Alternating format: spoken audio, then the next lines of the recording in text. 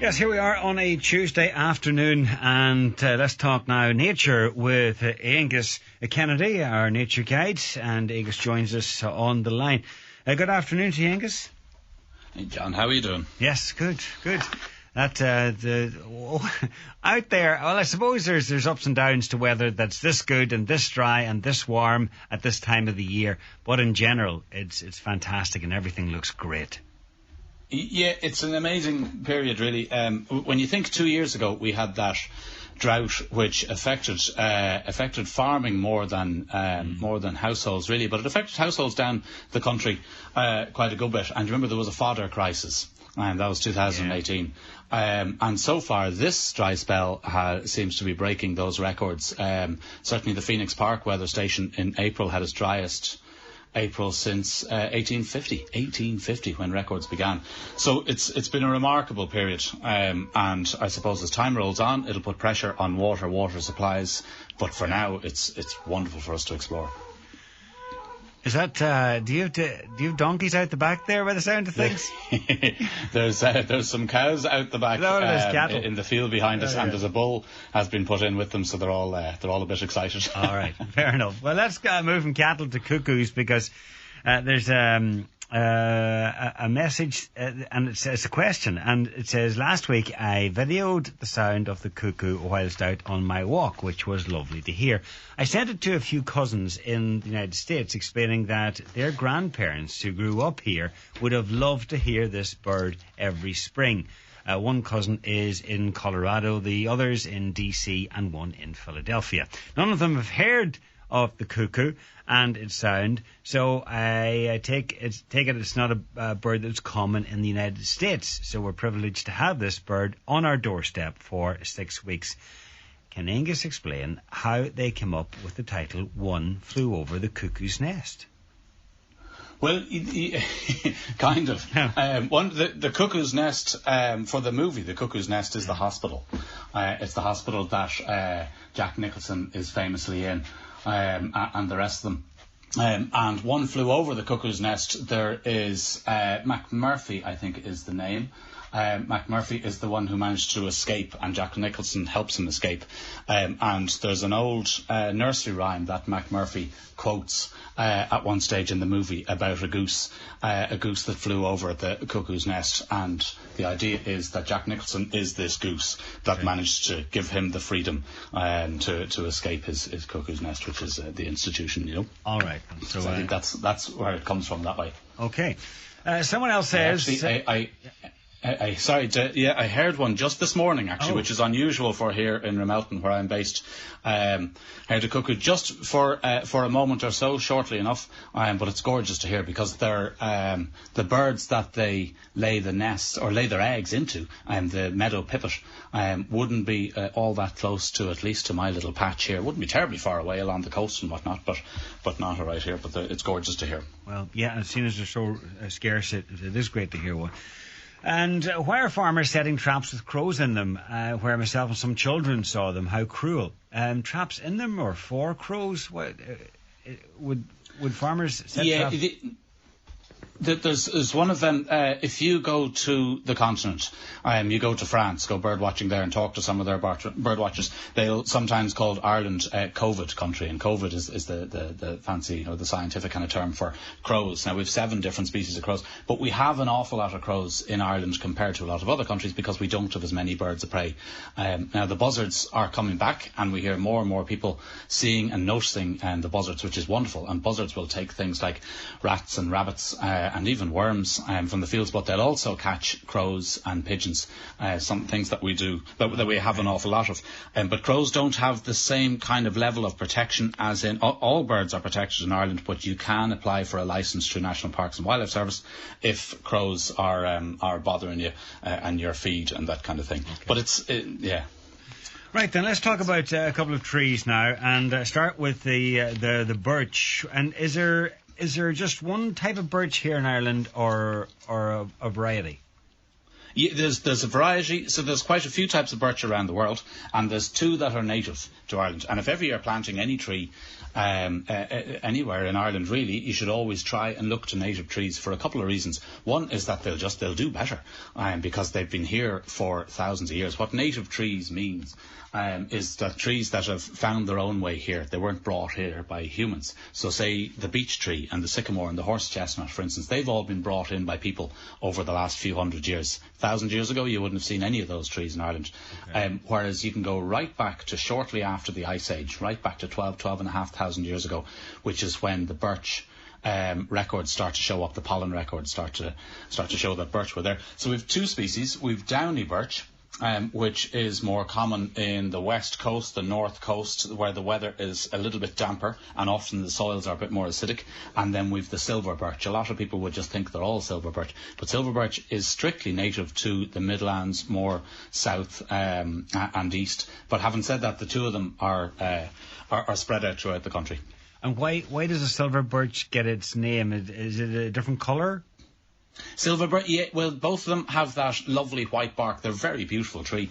They're a gorgeous thing to grow. And some trees, when you plant them, it can take them quite a while, quite a few years before they start having a majestic look, whereas birch trees, they're attractive straight off. So both have that whitey, silverish kind of bark, but the silver birch has a bit more of it.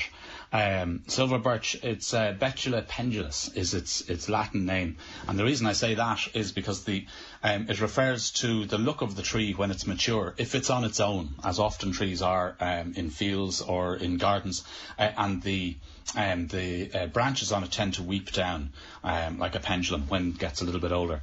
And the downy birch, which also has silvery bark, but can have quite a reddish look in the winter time. When you're driving by, you can spot big stands of downy birch because it has that kind of reddy, winey, nearly purpley look to its bare branches in the winter, and it has very fine downy hair on the new growth, on the new branches, and that's what gives it its name. It's said that silver birch is good in a garden or in an area in that it's good for the soil. Why is that? Yeah, well, absolutely. They're what's known as a pioneer tree. And pioneer trees, so there's quite a few pioneer trees, things that are short-lived and are tough, generally are pioneer trees. So willow would be a classic example as well. And birch, it can produce a vast amount of seeds, and those tiny little seeds have tiny little wings on them, and so they can blow in the wind for quite a big distance.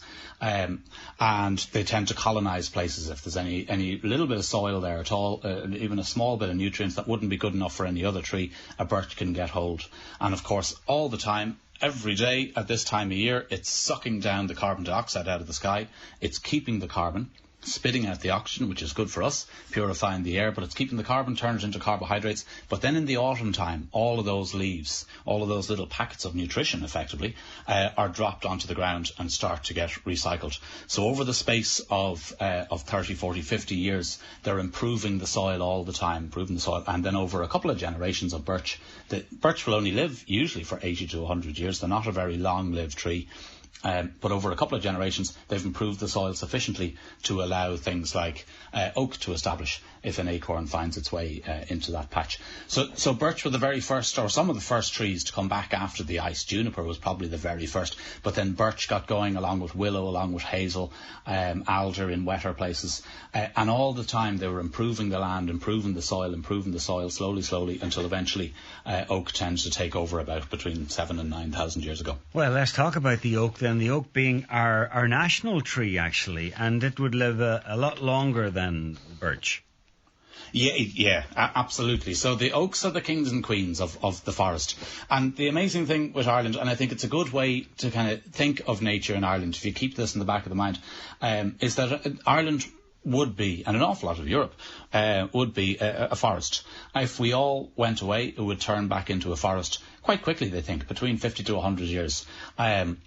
And that's the same for across Europe. It's temperate forest, deciduous forest, would get taken over. And that's what it was for thousands and thousands of years after the ice, until farming Neolithic period came along and more kind of organised land management came along. And then we started to manage the land ourselves, and we started to develop the lifestyles that we have, which is great. But it did change the face and the landscape of Ireland, and now every little bit of Ireland has been manipulated in some kind of way. But we've two different types of oak that are native to Ireland. There's sessile oak, which a little bit like the downy birch. The sessile oak is the one of the north coast, the west coast, the slightly tougher environment to live in. And then the pedunculate oak, which is sometimes called English oak, but it's not exclusive to England at all, is the one that you'll find in the centre of the country and the south and the east coast and all that. And given that they last so long and they grow to be, such big trees, they grow very slowly. Yeah, they are slow growers. So the birch that we talked about, after about 5 years or so, the birch will start producing those tiny little seeds, and after about 15 to 20 years, the birch is starting to produce up to 1 million seeds a year. Phenomenal amount of seeds.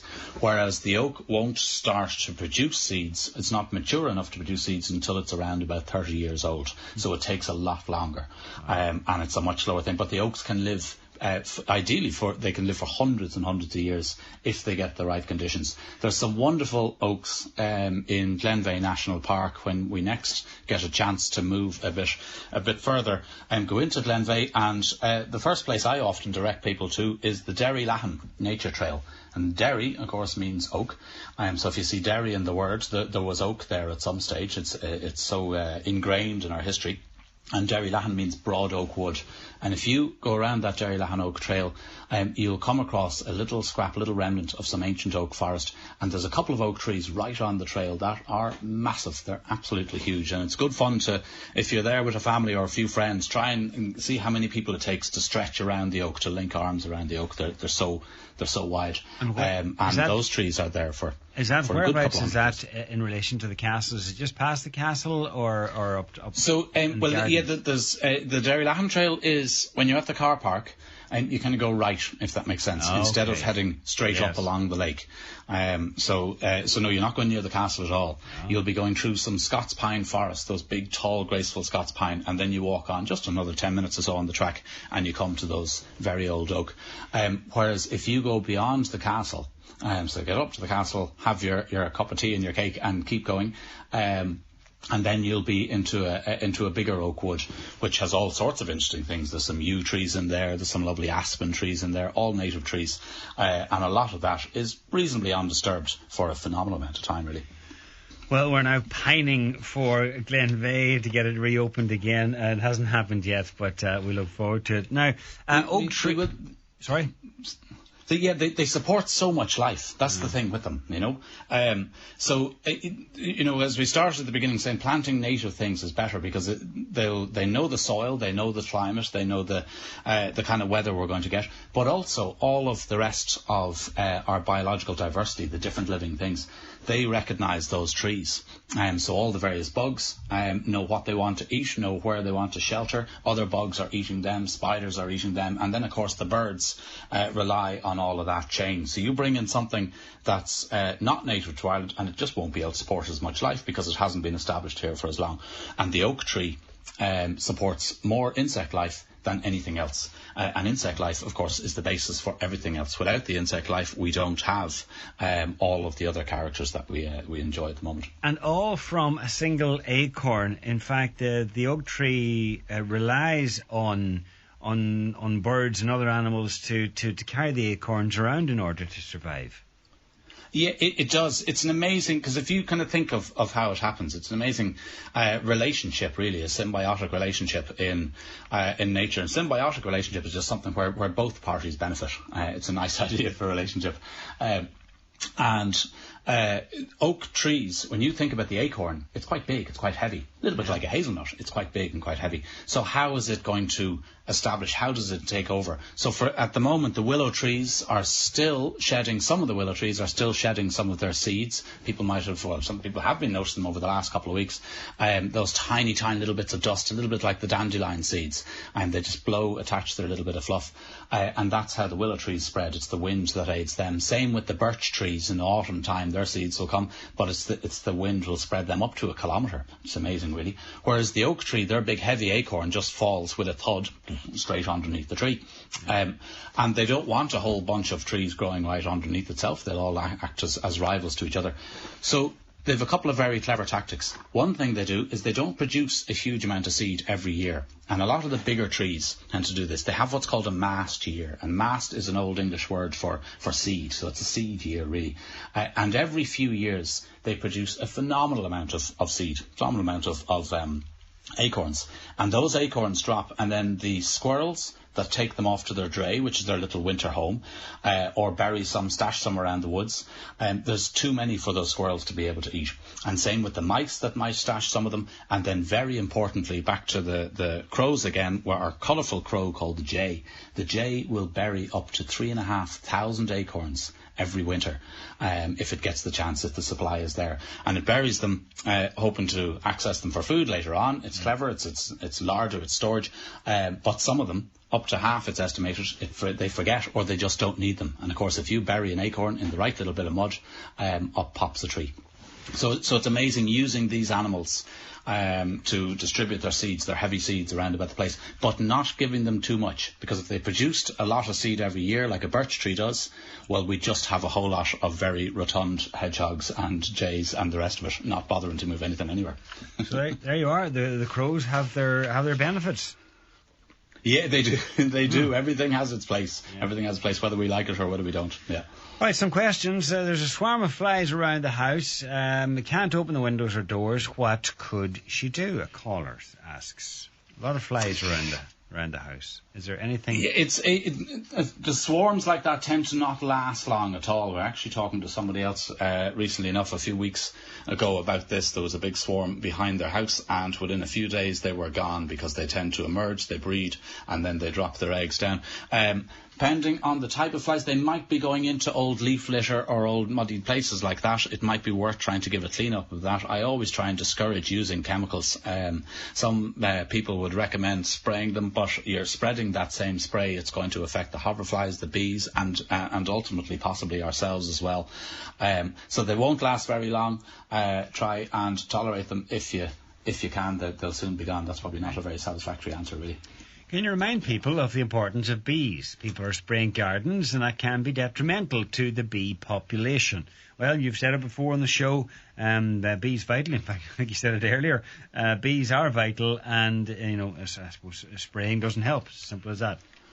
As simple as that, 1/3 of our food comes from pollinators. And bees are one of the most important pollinators. Pollinators are the things that effectively allow the flower turn into a seed. So if it's strawberry flower, it turns into a fruit with seeds on the outside, and that wouldn't have, same for tomatoes, same for so much for food, wouldn't happen without bees, butterflies, things like that. And they're very susceptible to poisons. They need a varied diet. So you might think, well, I've got lots of tomato plants, or I've lots of strawberries, isn't that grand? But just like ourselves, they need to eat more than just the one thing. So they need those wildflowers as well. So our tendency in more recent times to neaten things up and try and get rid of all of the dandelions or the other wildflowers that are there means the bees effectively starve.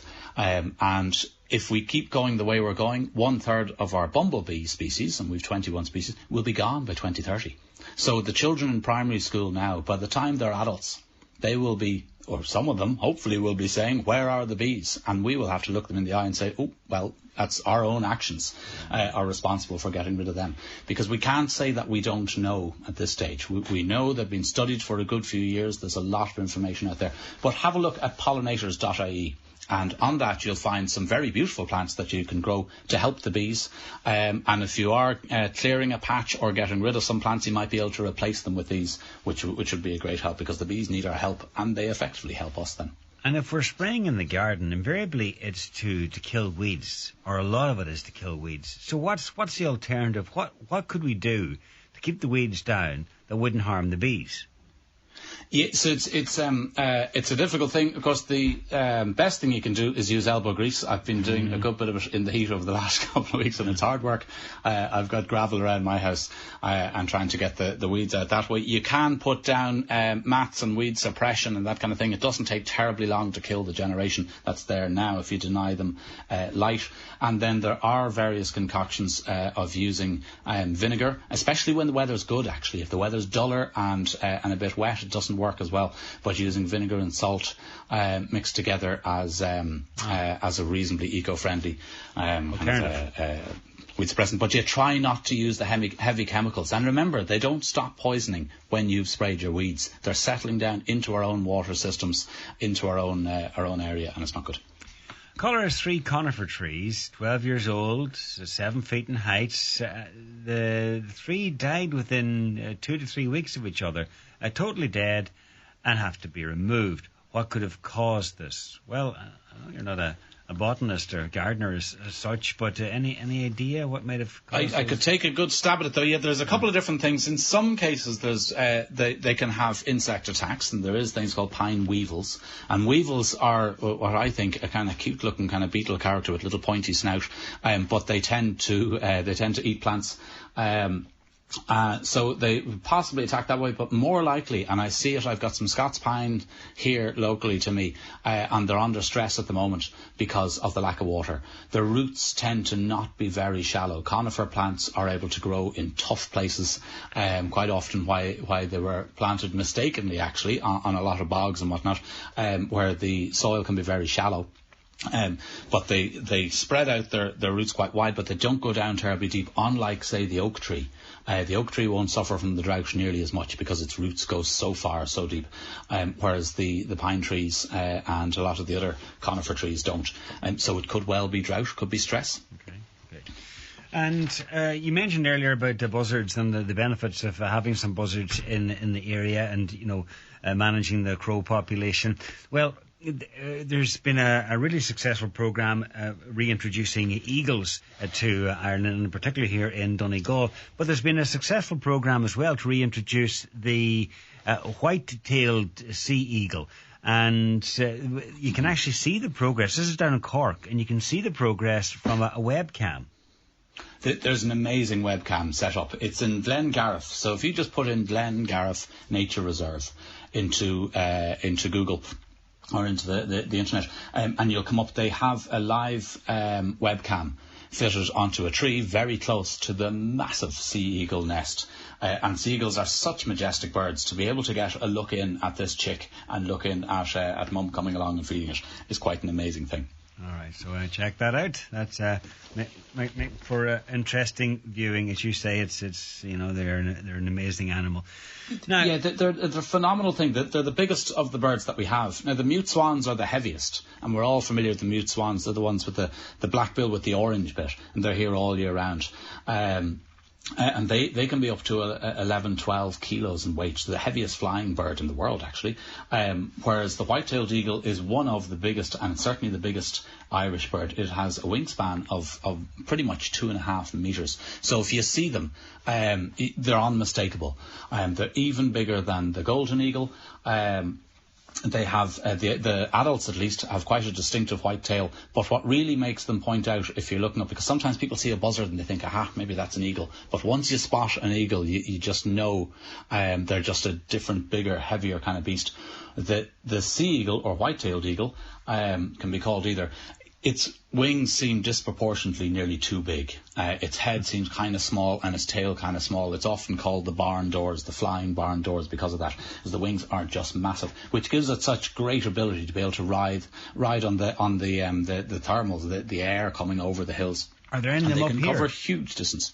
Yeah, we do. I've seen them a few times in Donegal. I've seen them from Ramelton. I've seen them up on the top of Muckish Mountain in Glenveigh over the years. Because once they get themselves going after a year or so, especially in their second year, they tend to wander quite a lot. A little bit like teenagers, they like to wander around and explore a little bit before they get a chance to settle down to whatever they're going to do. These guys are the same. They don't really start to breed until they're 5 or 6 years old. So they'll tend to head back to Scotland. Occasionally, even some Scottish birds might fly over here. And they'll mix around like that before going back to the areas where they've been introduced, which is Kerry, but they've also been breeding in the last few years. They've been breeding in Cork, in Clare, they've been breeding in Mayo. They're a great success story. There's believed to be 10 successful pairs at the moment in Ireland, and possibly another 10 or more individuals. Well, they were extinct here for over 100 years, so it would be great if that programme, if it succeeds and continues to be successful. Yeah, and for the most part, it's a real, I think, success in many different ways. But one of the big success is in community engagement, because people naturally can tend to have a fear of these things, have a fear of something new, a fear of something different. And they've been wiped out by us for about 100 years or so. So they're not in living memory. And people might have been afraid of their livestock, or there's often other stories about them which for the most part tend to be just untrue or unfounded, thank goodness. And then there is a very small, and at this stage it is a very small part of the population, still spreads poison around the place, and eagles will take a free and easy meal if it's there, just like the buzzards will, just like so many creatures will. So quite often they fall victim to poisoning, even if people aren't necessarily directly targeting them. But the engagement that the Golden Eagle Project has done, and the Golden Eagle Project is the gang that look after the red kite introduction programme, the white-tailed or sea-eagled introduction, plus the Golden Eagle. And they have done wonderful engagement with various communities, and they brought most people along with them. And now most people see that having these majestic creatures it's a wonderful thing. They're part of Ireland, just like we are. But also they're brilliant for tourism and for just giving us all a boost. You know? Absolutely. Well, I'm going to check out that page, this new pairing. They've yet to fledge a chick in Glengariff.